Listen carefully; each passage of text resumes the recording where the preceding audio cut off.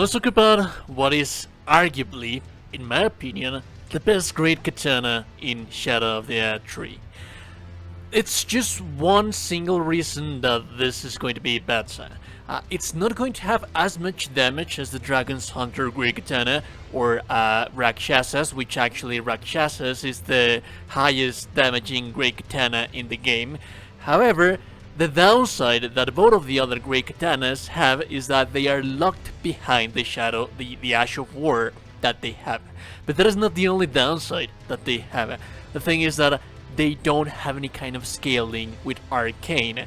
This that we have right here, it is going to be an Arcane scaling character, meaning that the Great Katanas actually have high range, they have a huge range, but they are also very fast for such a big weapon, so they are amazing as well for inflicting status ailments. The cool thing about the Great Katana is not only that it's going to be allowed to have a little bit more bleed build up, it's also going to be the fact that Ashes of War are meta in Elden Ring, and all throughout the rendition of the gameplay that you'll see in the background, you are going to see me using a whole bunch of different Ashes of War that the Great Katana can actually have. Just make sure that when you're using the actual Ash of War, you're going to make your weapon occult, but we'll talk about that in a little while. So these are the stats for the builds. It's actually pretty straightforward, and there are some changes that you might want or not may want to do right here. The most important thing is going to be reaching our hard cap or Arcane. Even from 70 to 80, that's going to still yield us like 30 points in damage. So by investing 10, we're getting 30 in return, which is why I would advise that yes, reach your maximum hard cap, but if you feel that you're not doing that well in Vigor, because I know that a lot of people like to reach the hard cap at Vigor at 60, tone down some points into Arcane in here to place them into Vigor. We cannot do such a thing with the rest of the stats, because Endurance is the amount of stat that we have to have if we want to use the talismans that I'm using right here for this build, but there's also some versatility that you can have in here. So for example, you can tone down some points into Endurance 20 and then replace something like not using a shield, or maybe using like Radial Talisman or Erdtree's favorite +2. There's many changes and concessions that you can have right here. Just make sure that regardless of what is it that you do, make sure that your hard cap is an Arcane 80 to get the maximum damage potential.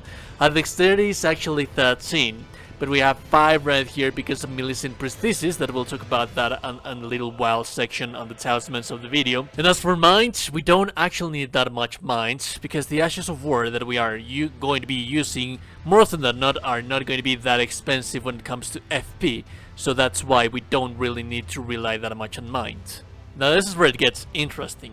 Our katana is going to be a occult Great Katana, meaning that by being an occult Great Katana, it allows us to make the Arcane build for a Great Katana, allowing us to have the same base damage, well not the same because it doesn't reach the same amounts of AR as the other katanas, but this is still going to be 760 regardless. Remember that, for example, Rakshasas, which is the highest damaging one, it can reach 850, so we're behind like 100 points, and we're even like behind by little from the Dragon's Hunter Great Katana. It's still just a filthy amount of attack range for such a weapon that also has 108 blood loss build up. And if you pair this thing up with different Ashes of War, like for example the slashes that you will see me using all throughout the rendition of the gameplay, this is just a better version of Rivers of Blood, because it has more range, it has more damage, and it also has nearly double the bleed build-up that Rivers of Blood has. So basically this is 2 times better than a weapon that it's already busted on itself. But not only that, you still have the versatility of being able to change that Ash of War for many of them that you have right here to your leisure and to whichever Ash of War suits your playstyle. We're using the Rakshasas armor just because purely out of cosplay values this does looks like a samurai, and it gives us like 8% more damage. I'm using Mesmes, Audio Shield. I use this for utility. I rarely never use this thing, but sometimes for counters against very annoying enemies, it's very useful to use this thing right here. The Wakizashi, that's only for golden bow purposes, and then the Finger Seal, this is for the spell that we'll be using. Now, the talismans that I consider a must for this build is going to be Millicent Prosthesis, because we want to have that extra dexterity. If you pair this thing with like Savage Lashes, the one that I told you, the Ash of War, that makes our katana, that turns a katana into our Rivers of Blood, this increases the damage quite substantially. The Shadow of Alexander, we are going to be using quite a lot of our Ashes of War right there. I usually like to use the Dragon Crest Shield Talisman, but this is just a purely recommendation. This negates the damage that we're taking from using Rakshas's armor.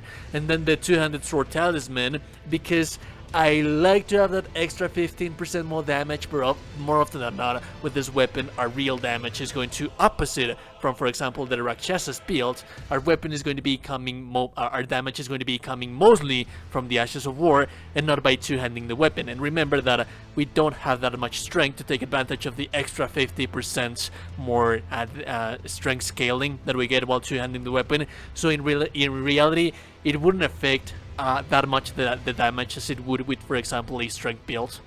I do want to talk to you about the best possible Ashes of War that you can use with this build. One of my favorite is, for example, the Double Slash. This is the one that turns your weapon into a better version of Rivers of Blood, because since it is a great katana, it has the same amount of range, it has more damage, but it has nearly doubled the bleed build-up. And then we have, for example, the Overhead Stance. This deals an insane amount of stagger potential, and you can spam it. So even with the enemies that are highly armored, you're more often than not going to be stun locking them. I can't stress enough how powerful this thing is. Another one that I very much like to use because of the range and the damage, the basic AR damage that it has, is the Bloody Slash. This also causes quite a lot of bleed build-up on itself. You also have Seppuku as well. Although this is not that fast attacking weapon, it still retains that amazing blood loss build-up, but I wouldn't advise for you to rely just on the bleeding status ailments. The bleeding status ailment, it is an inherent part of the build, but more often than not, this is a perfect balance in between utility, Ash of War damage, and the overall damage that the base weapon range already has. We will be using Flame, grant me Strength, just purely for the 20% extra physical damage that we get from this spell. We are not getting advantage, and as a matter of fact, this is something that you can disregard because it consumes quite a lot of FP, and more often than not, our FP, we want to use it on our Ashes of War. So yes, this is extra 20% more damage. It's very useful, but you do have to make the concession whether you'd like to use this one or not, or have a little bit more of extra usages of your Ashes of War that you are going to get. So yeah, this is up to your personal preference. That being said, this is also going to be dependent on your playstyle and tastes as well. You can, if you're not going to be using that spell, then you're not going to be using Fate, not Crystal Tear. I like to use it because I like that extra 20% damage potential, and more often than not, if we're fighting against bosses, 2 flasks of Cerulean Tears is going to be more than enough to abuse the Ashes of War, especially on the New Game Plus bosses, New Game Plus 4 bosses that you would see me fighting at the beginning of the video. The weapon deals so much damage that you don't actually need anything extra. So getting that extra 20% from Flame Grant Me Strength, it's amazing, and you get that by using the Fate Not Crystal Tier right here. And then, like always, utility that you have with the rest of the Crystal Tiers: Grain Burst, Crystal Tier, Upline Bubble Tier, Stone Barb, Crack Tier, the Crimson Burst, Crystal Tier. All of these are just amazing choices for extra little utility.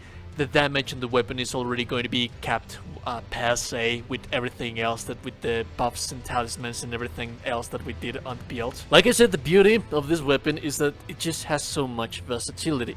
I'd say that out of the 3 katanas, this is the best one of them all because it can adapt to so many situations. It has the blade build up, and thanks to this build that I showcase for you right here, it turns the bleeding into a no longer a side little something, but an actual weapon that you can rely on while fighting against very, very difficult enemies. Whereas, for example, with the two great katanas, the bleed build up, it's a side little something that sometimes it might be there, it might not be there, because the bleed build up is just not nearly enough for it to make a presence or to make a difference. This thing is going to be causing bleeding like a maniac. It also has the power of using the most powerful Ashes of War into the game that are also going to contribute to the blood build up, and the weapon AR of the weapon, it's nothing to be ashamed of. It's not definitely as great as Rakshasas, for example, but it's still a very, very good weapon AR, because this is still a great katana. Anyways, if you like the content, like and the rest, appreciate it. And also, you today, you're a gorgeous and beautiful person, you're today gorgeous and beautiful, beautiful person. Subscribe to the channel, join the Discord. I'll be seeing you beautiful people in the next one. Have a lovely, lovely day, and goodbye.